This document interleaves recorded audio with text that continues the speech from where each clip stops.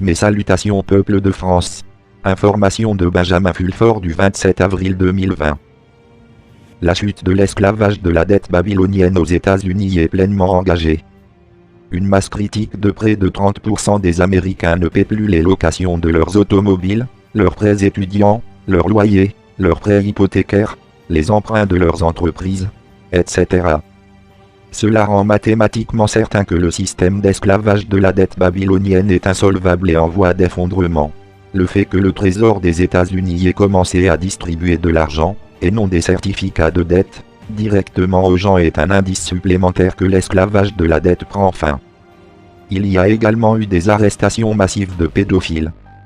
Des sources du Pentagone affirment: il semble que les dernières réserves d'adrénochrome aient été assaisonnées de coronavirus agressif pour tuer les membres assoiffés de sang de la cabale qui boivent ce breuvage, alors que la source, à savoir les enfants trafiqués, torturés ou engendrés à cette fin maléfique, ait été libérée des tunnels.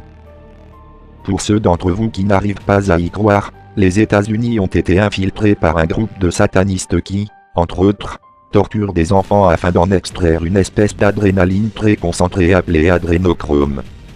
Voici ce que Mark Zuckerberg, petit-fils de David Rockefeller, avait à déclarer à ce propos: bien que de nombreux humains trouvent qu'observer et participer à des orgies sexuelles soit à la fois agréable et satisfaisant, je trouve parfois éprouvant d'observer le prélèvement subséquent d'adrénochrome chez les petits participants comme l'illustre la photo ci-dessous. Cependant, ingérer l'adrénochrome est l'activité humaine la plus agréable que j'ai jamais pratiquée. Remarquez bien qu'il utilise des expressions comme « de nombreux humains trouvent » et « activité humaine », comme si lui-même n'était pas humain. Ces monstres seront tous traqués et tués, et si vous faites attention, une grande quantité de célébrités, de milliardaires, de politiciens, etc., ont disparu de la scène publique et ne reparaîtront jamais plus. Si Zuckerberg et son espèce sont toujours vivants, ce ne sera plus pour très longtemps. Des sources du Pentagone affirment que le navire hôpital Hudson Comfort va quitter New York alors que les arrestations de satanistes prennent fin. Cependant, son homologue le Hudson Mercy mettra plus longtemps à quitter Los Angeles en raison des grandes quantités de pédovores qui sévissent à Hollywood. Nous commençons à voir des photos d'enfants abusés de la part de sources des bérets blancs à Los Angeles et New York. Nous ne pouvons vérifier la date de prise de vue de ces photos, mais de multiples sources crédibles confirment que des milliers d'enfants ont été sauvés de cages dans des bases souterraines. La première photo perturbante est celle d'un petit garçon secouru à New York.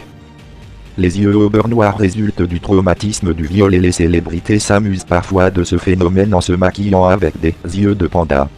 Voici deux photographies de date et d'origine inconnues d'enfants en cage dont nos sources nous confirment qu'ils ont été secourus. Espérons que les moutons seront obligés de les regarder tout comme les Allemands ont été contraints après la Deuxième Guerre mondiale de voir ce que leurs dirigeants nazis avaient fait. Il est intéressant que les gouvernements des États-Unis et de la Russie aient publié une déclaration conjointe rare la semaine dernière pour commémorer la rencontre entre les alliés américains et russes sur l'Elbe vers la fin de la Deuxième Guerre mondiale.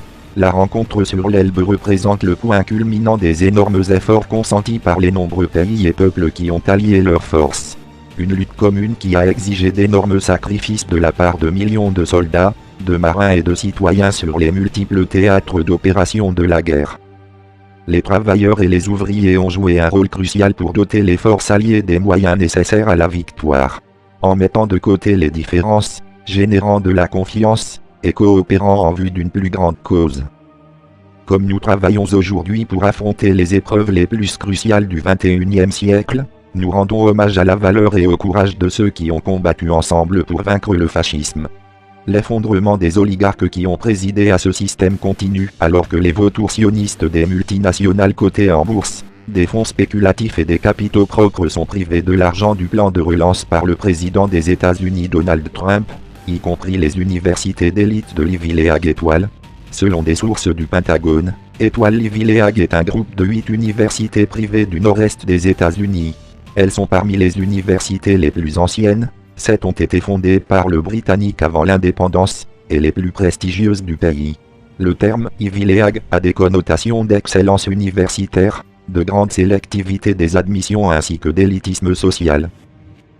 Le peuple américain devra cependant affronter des épreuves temporaires tout comme le peuple russe l'a fait après la faillite de l'Union soviétique. Lorsque la République russe a remplacé l'URSS, il y a eu une grande restructuration d'une économie qui avait fonctionné pendant 50 ans sur la base de la guerre froide. Cela a impliqué que des usines géantes soient fermées dans les régions éloignées de l'Est par exemple.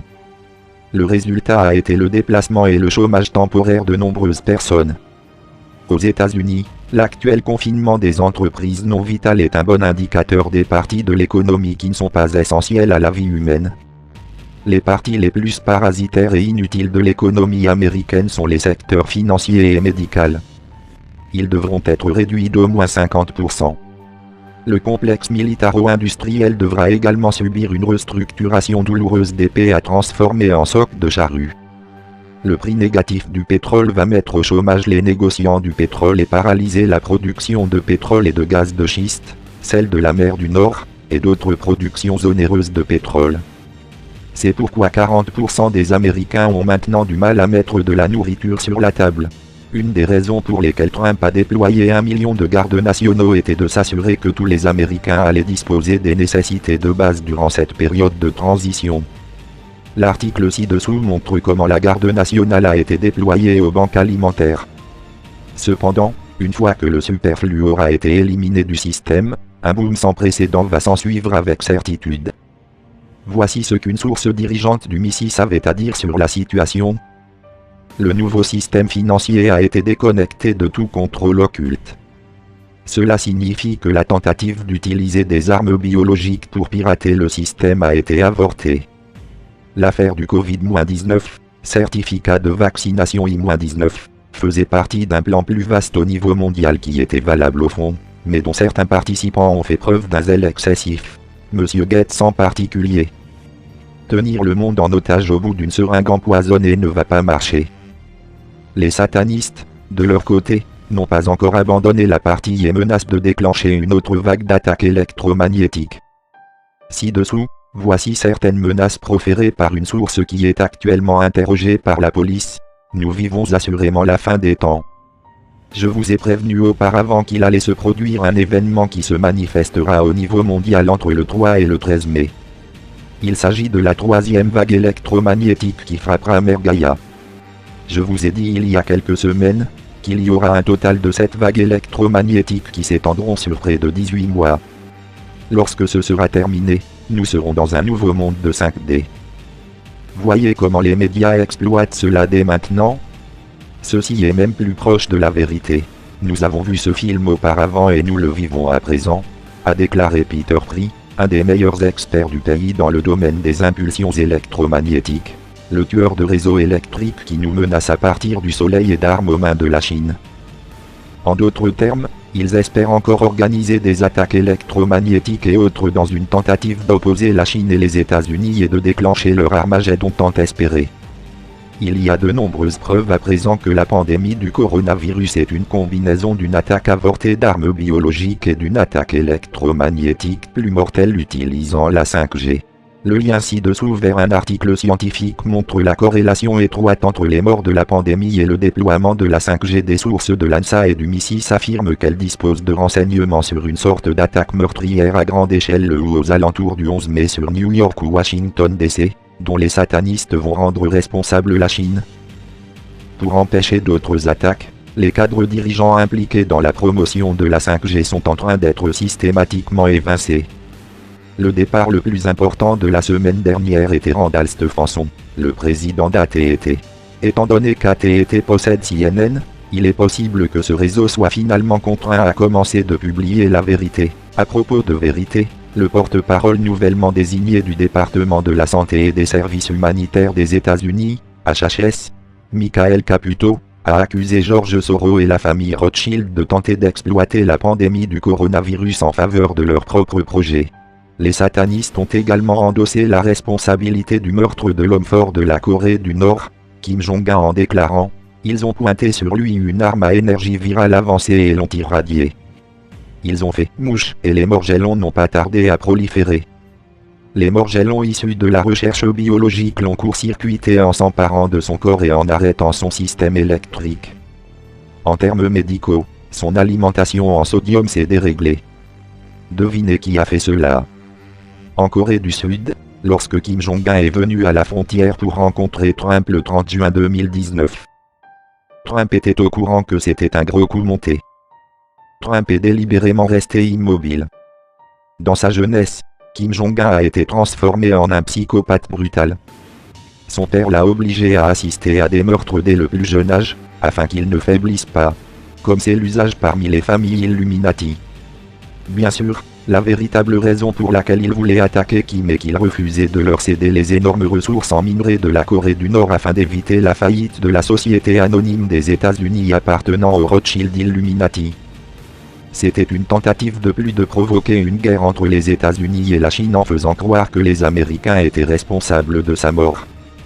Les Nord-Coréens nous affirment à présent que Kim est vivant ou peut-être ont-ils décidé de poursuivre comme avant en utilisant un sosie pour maintenir la stabilité. L'utilisation de sosie est habituellement destinée à la dissimulation et à maintenir la continuité au cas où il se produit un événement inattendu, font remarquer des sources du MI6. Ainsi se poursuit la guerre de libération planétaire.